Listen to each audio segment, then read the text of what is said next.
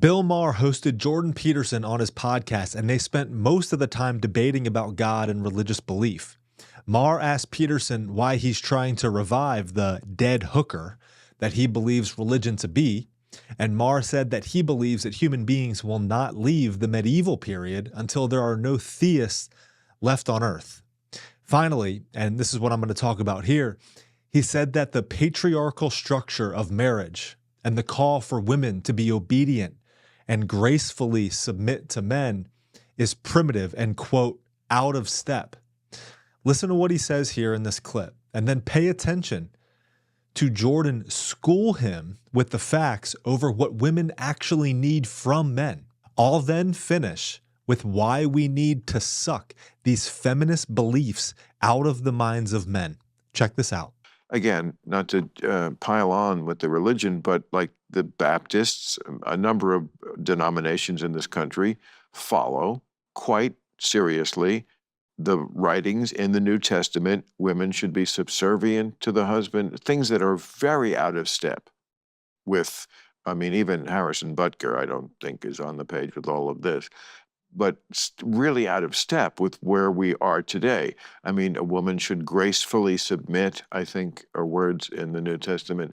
I mean, gracefully submit, that is... Let me throw two sticks in the spokes just for the sake of argument. All right, so this will probably get me in trouble, so we might as well do it. So women are hypergamous. So for maximum sexual arousal, they want men... Excuse me, Professor Egghead, but could you explain that term for us regular New Jersey denizens who only went 7 semesters? Yeah. So the average age gap between men and women worldwide for maximal attraction is 4 years. The men are older. Yeah, completely blown past the limit here. Okay. Women like men of higher status than they are. Okay, so and that's the thing that predicts male sexual success best is his comparative status. Yeah. It's an immense predictor, and it's not the same with regard to women. So what that means, what it appears to mean, is that I'm not making a case for women's female subservience, by the way, but what it does appear to mean that for women to find a man sexually attractive, he has to be of higher status than she is. So what does that imply about their relationship? Does that mean that that's a relationship of equality? I don't think it does. I mean, yes, you are going to get in trouble for this because people who are guys work for women. The women, their boss is or they're married to someone who makes more money than them. Are you saying that that's going to fuck up their sex life? It does. The evidence for that's clear, and it increases the divorce rate by a lot. There's actual evidence for that? What is the evidence? Well, one of the predictors of domestic violence is disproportionate earnings of the wife in comparison to the husband. Are you saying that when the woman makes more money, the guy loses it and clocks her? Yeah, that is exactly what I'm saying. Yeah. And we have evidence? Or maybe she provokes him because she's contemptuous. Oh, Lord. Well, either of those are going to get us in trouble. It's worse than I thought. I'm so glad I never got married. Maher and many in our modern society believed that the idea of a gracefully submissive and obedient wife is primitive and out of touch. This is funny coming from someone who isn't married or leading a family. But interestingly, as Jordan Peterson points out, the facts tell a different story. The feminist idea of marriage, the woman as the provider and head of the household, doesn't work. So many are talking about and wondering what the problem with modern marriage is, and this is it. The man must be the provider, leader, and head of the household.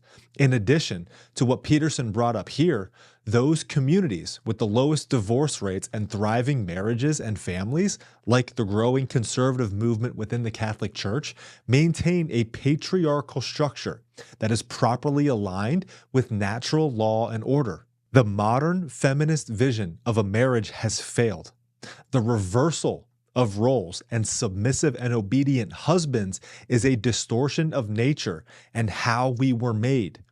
It's those practicing, those primitive, traditional, out of touch, crazy beliefs that are the ones thriving. And here's the thing, the men, women, and children within are happy, fulfilled, and stable within this alignment. We aren't talking about primitive beliefs for a medieval people. We are talking about the best way to live. And when we are aligned rightly with God and nature, we experience the fruit that comes from doing so. It's misalignment that yields misery. And we live in a society, when it comes to marriage and family and relationships between men and women, that is surely misaligned right now. What changes it? It's not continuing down this feminist path that doesn't work, but men of God learning how to be and executing as strong providers and leaders of women, children, and their families, and women understanding and embracing their incredible role and genius as the helpmates and mothers that God made them to be.